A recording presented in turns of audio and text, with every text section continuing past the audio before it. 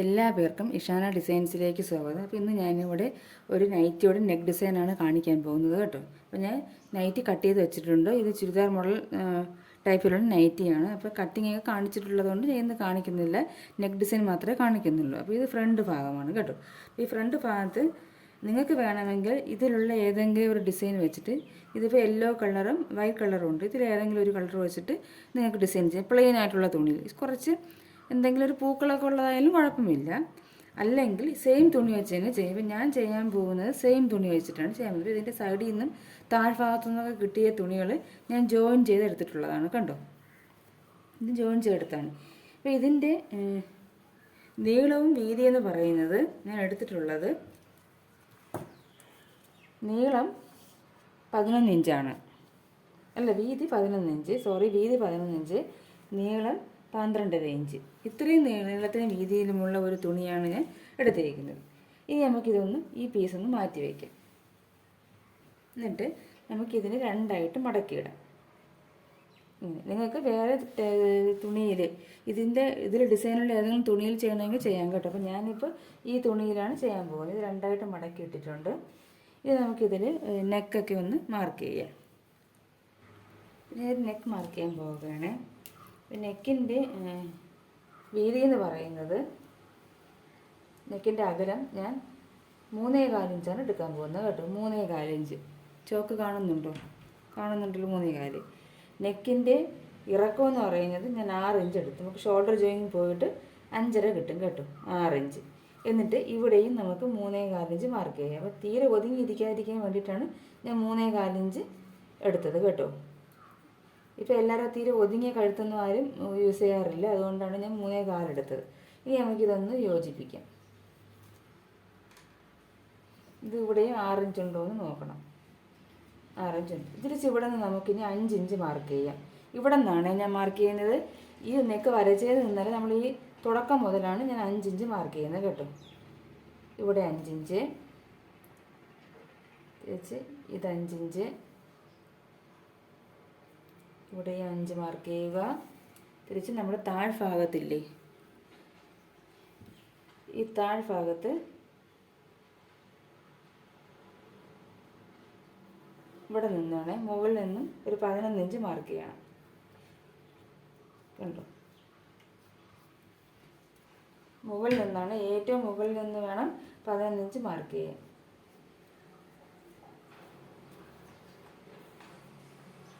എന്നിട്ട് നമുക്ക് ഇതിനെ ഒരു ലൈനായിട്ട് മാറ്റിയെടുക്കാം കേട്ടോ.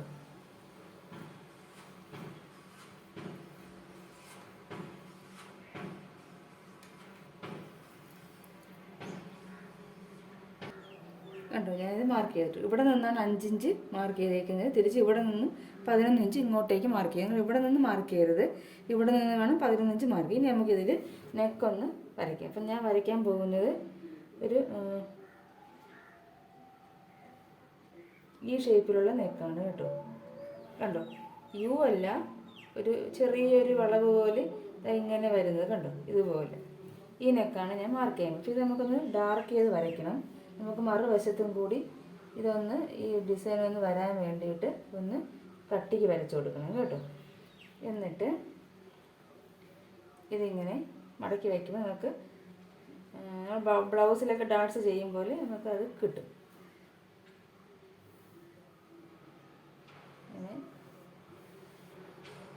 എന്നിട്ട് ഇതൊന്ന് ഇങ്ങനെ പ്രസ് ചെയ്ത് കൊടുത്താൽ മതി, ആ അടയാളം അവിടെ വരും കണ്ടോ. നമുക്കിതൊന്ന് വരച്ചു കൊടുത്താൽ മതിയാവും.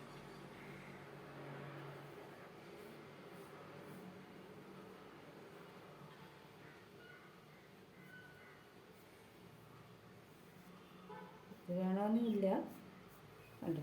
ഈ നെക്കാണ് വരച്ചത്, റൗണ്ട് നെക്കല്ല, ഒരു ചെറിയ ഇങ്ങനെ ഈ പോലെ വരുന്നത് കേട്ടോ.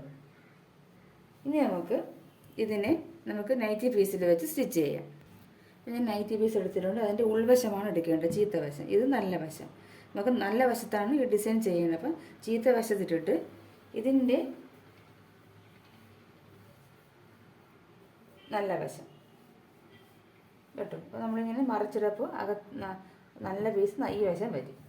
എന്നിട്ട് ഇതിൻ്റെ സെൻറ്റർ മാർക്കണം. ഞാൻ ഇവിടെ മാർക്ക് ചെയ്തിട്ടുണ്ട്. ഇതിൻ്റെ സെൻറ്റർ ഇവിടെ കട്ട് ചെയ്ത് കൊടുത്തിട്ടുണ്ട്. അതുപോലെ ഈ പീസിൻ്റെ സെൻറ്റർ അത് ഇവിടെയാണ് കേട്ടോ.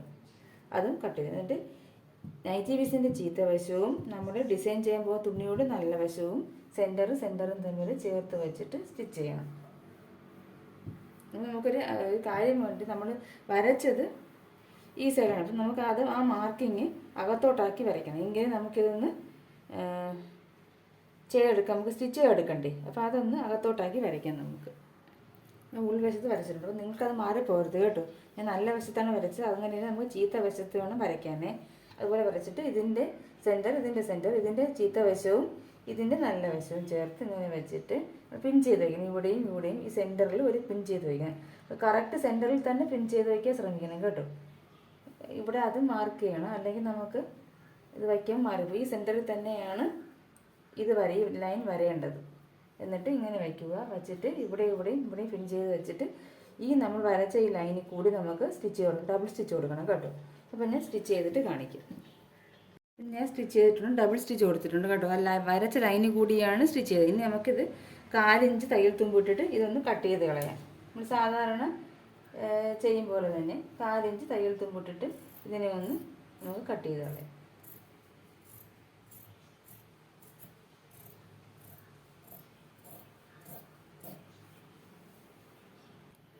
ഞാൻ കട്ട് ചെയ്തിട്ടുണ്ട് 4 ഇഞ്ച് തയ്യൽ തുമ്പിട്ട്. ഇതിൻ്റെ ഇടയ്ക്കൊക്കെ നമുക്കൊന്ന് കട്ട് ചെയ്ത് കൊടുക്കാം. സ്റ്റിച്ചിൽ കൊള്ളരുത്, സ്റ്റിച്ചിൽ കൊള്ളാതെ കട്ട് ചെയ്ത് കൊടുക്കണം. ഇത് ഷേപ്പ് കിട്ടാൻ വേണ്ടിയാണ് നമുക്ക് തിരിച്ചിടുന്നത്. ഇത് ഞാൻ കട്ട് ചെയ്തിട്ട് തിരിച്ചിട്ട് കാണിക്കാം. ഇത് കട്ട് ചെയ്തിട്ടുണ്ട്, ഇനി ഇത് നമുക്ക് തിരിച്ചിടാം.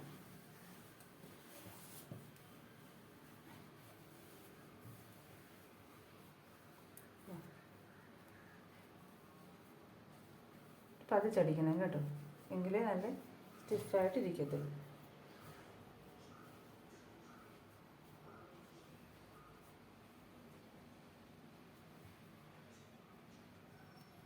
കണ്ടോ?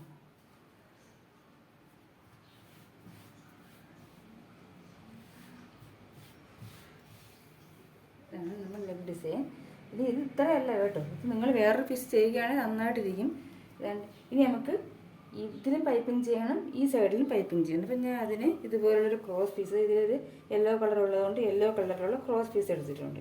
ഇനി നമുക്കിത് ഇതിങ്ങനെ ഫുള്ളും സ്റ്റിച്ച് ചെയ്യണം. അപ്പോൾ ഇത് തികയത്തില്ല, അതുകൊണ്ട് ഞാൻ 2 പീസ് എടുത്തിട്ടുണ്ട് കണ്ടോ.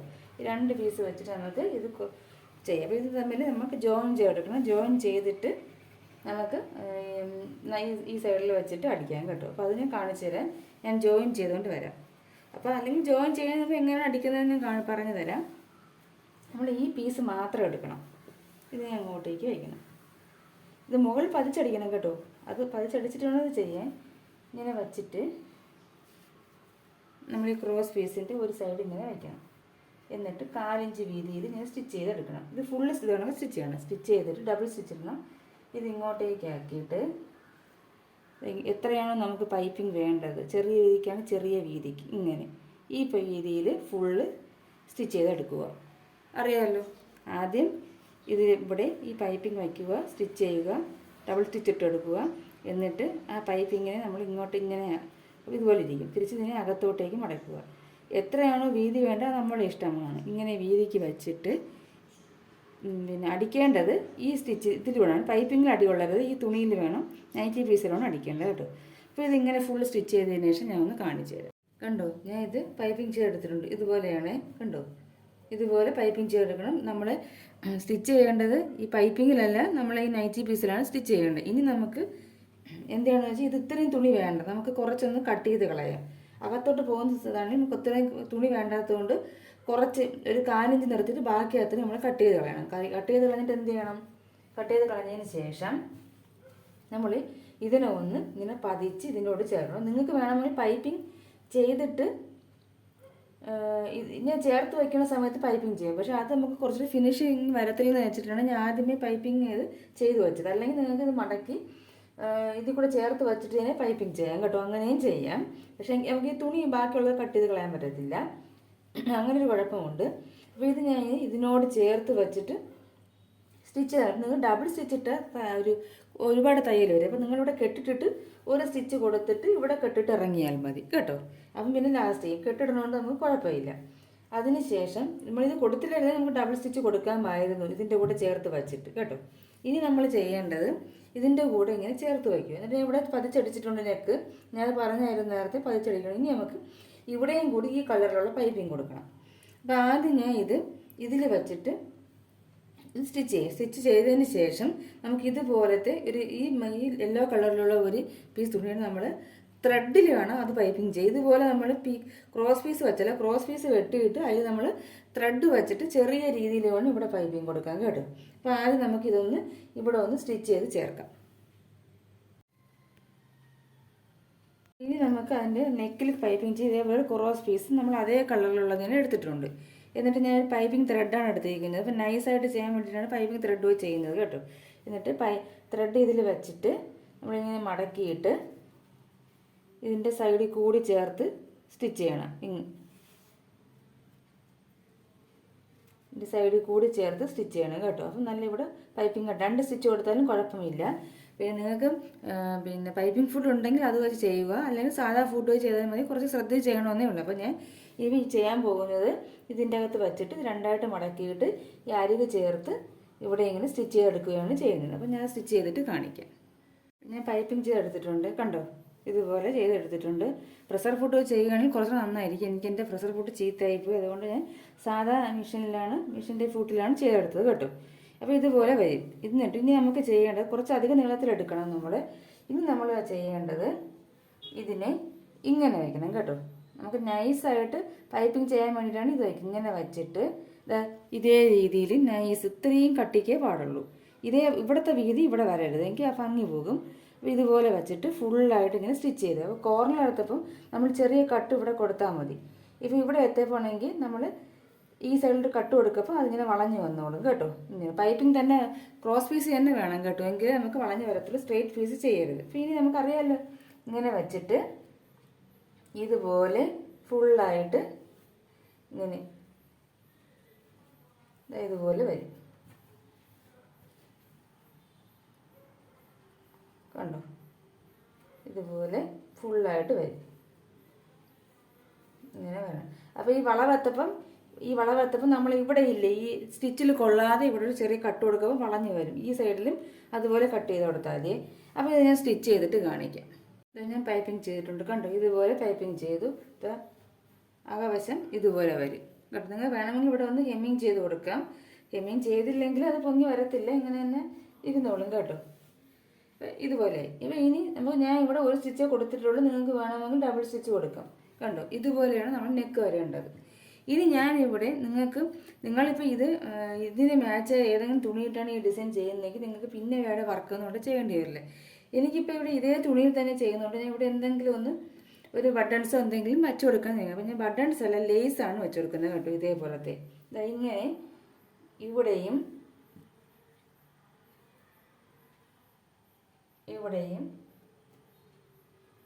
ഇങ്ങനെ ഒറ്റക്ക് രീതിയിൽ സെൻറ്ററിലും കൂടി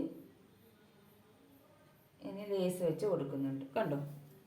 ഇപ്പോൾ കുറച്ചൊരു ഭംഗിയല്ലേ നേരത്തേക്കാട്ടിലും കാണാൻ വേണ്ടിയിട്ട് അല്ലേ. ഇവിടെ ബട്ടൺസ് വയ്ക്കുന്നതിനെക്കാട്ടും ലേസ് വയ്ക്കുന്നതാണ് നല്ലതെന്ന് എനിക്ക് തോന്നി. അപ്പോൾ അതുകൊണ്ട് ഞാൻ ഇത് വെച്ച് കൊടുക്കും. നിങ്ങൾക്ക് ലേസ് ഇത് ഉണ്ടെങ്കിൽ വെച്ചാൽ മതി. അത് നിങ്ങൾക്ക് ഇതേ കളർ ചെയ്യുന്നതിൽ മാത്രമേ ഇതുപോലുള്ള എന്തെങ്കിലും ചെയ്യേണ്ടി വരത്തുള്ളൂ. അപ്പോൾ ഇതിന് മാച്ച് ചെയ്യുന്ന യെല്ലോ കളറിലുള്ള എന്തെങ്കിലും വെച്ചിട്ടാണ് നമ്മൾ ഈ പീസില്ലേ അത് ഡിസൈൻ ചെയ്യുന്നതെങ്കിൽ ഇതൊന്നും ചെയ്യേണ്ടി വരത്തില്ല കേട്ടോ. പിന്നെ നിങ്ങൾക്ക് അങ്ങനെയാണെങ്കിൽ നിങ്ങൾ ഇതും ചെയ്താൽ മതി കേട്ടോ. ഈ പൈപ്പിങ്ങും ചെയ്താൽ മതി. അപ്പോൾ ഇതും കൂടെ വെച്ചിട്ട് ഞാൻ കംപ്ലീറ്റ് ചെയ്തിട്ട് കാണിച്ചു തരാം. ഞാൻ ഇവിടെ ഈ ലേസും കൂടി വെച്ച് കൊടുത്ത് ഇപ്പോൾ കുറച്ചുകൂടെ ഭംഗിയില്ലേ കാണും നേരത്തേക്കാട്ടില്ലേ. ഇതാണ് ഞാൻ ഈ ഫ്രണ്ട് നെക്കാണ് ഞാൻ കാണിക്കാൻ ഉദ്ദേശിച്ചത് കേട്ടോ. അപ്പം ഇത്രയേ ഉള്ളൂ. ഇനി ഇതിൻ്റെ ഫുൾ സ്റ്റിച്ചിങ് ഞാൻ കാണിക്കുന്നത്, കാരണം ഇത് നെക്ക് മാത്രമാണ് ഞാൻ കാണിക്കാൻ ഉദ്ദേശിച്ചത്. ബാക്കിയൊക്കെ നിങ്ങൾ നമ്മൾ സാധാരണ ചെയ്യും പോലെ തന്നെയാണ്. അപ്പോൾ ഇതുപോലെ ഒന്ന് ചെയ്ത് നോക്കുക. ഞാൻ ഈ പീസിന് ചെയ്തതിന് വരെ നിങ്ങൾക്ക് ഇതിലുള്ള മാച്ച് ചെയ്യുന്ന ഏതെങ്കിലും തുണികൾ ചെയ്താൽ ഈ ഡിസൈനൊന്നും കൊടുക്കേണ്ടി വരത്തില്ല. ഈ പൈപ്പിങ്ങും ഇതും ചെയ്താൽ മതി കേട്ടോ.